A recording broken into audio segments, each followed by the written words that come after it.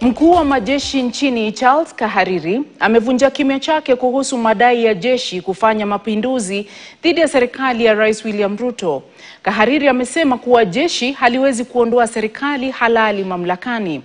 Kahariri na mkuu wa ujasusi Noordin Haji wamewaonya Wakenya dhidi ya cheche na shinikizo za Ruto must go ambazo zimekuwa zikisheheni.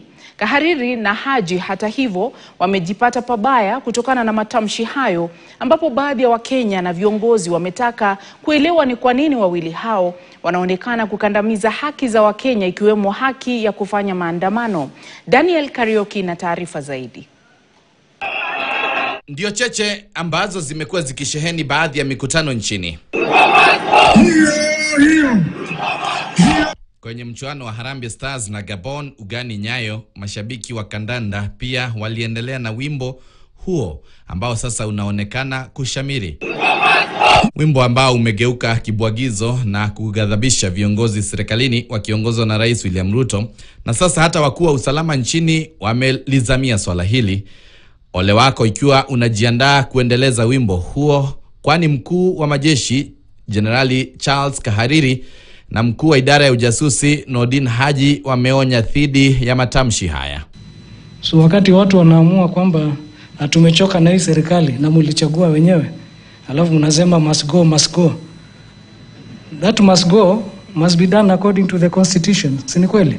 This will ensure the indefinite survival of our state and nation. Intelligence plays a key role in this national imperative.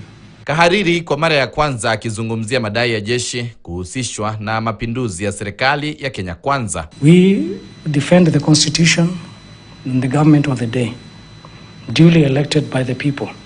Wawili hawa walikuwa wakizungumza kwenye kongamano kuhusu usalama, lakini maswali chungu nzima yameibuka kuhusiana na matamshi ya Generali Kahariri na Haji, haswa kwa kuonekana kukandamiza haki za Wakenya dhidi ya serikali, ikiwemo haki ya kuandamana. Aidha, wameonekana kujihusisha na siasa kinyume na wajibu wao. Seneta wa Busia Okiya Omtata kwenye waraka kwa vyombo vya habari akionya huenda wawili hawa wanaenda kinyume na katiba na sheria.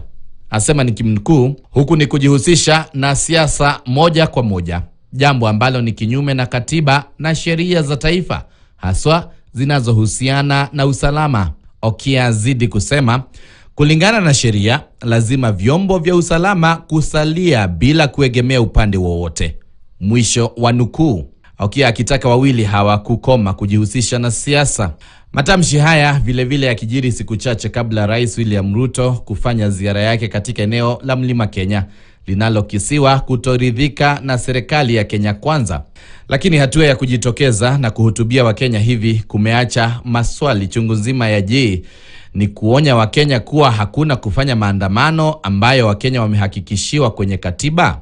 Na je, swala la kutoweka kwa baadhi ya Wakenya, wakuu hawa wa usalama wanatishia kuwa linaweza likaendelea kwa wakosoaji wa serikali? Na je, ni kwenda kinyume na msimamo wa kinara wa ODM Raila Odinga ambaye alitia sahihi mkataba kuwa hakuna visa vya utekaji nyara na kutoweka kwa Wakenya tena? Na je, Odinga anaunga mkono wakuu hawa kujihusisha na siasa? Macho yote yanasalia kuona hatua itakayofuata, haswa ikizingatiwa haijaonekana nchini mkuu wa majeshi akiangazia masuala ya kisiasa nchini. Daniel Kariuki, KTN.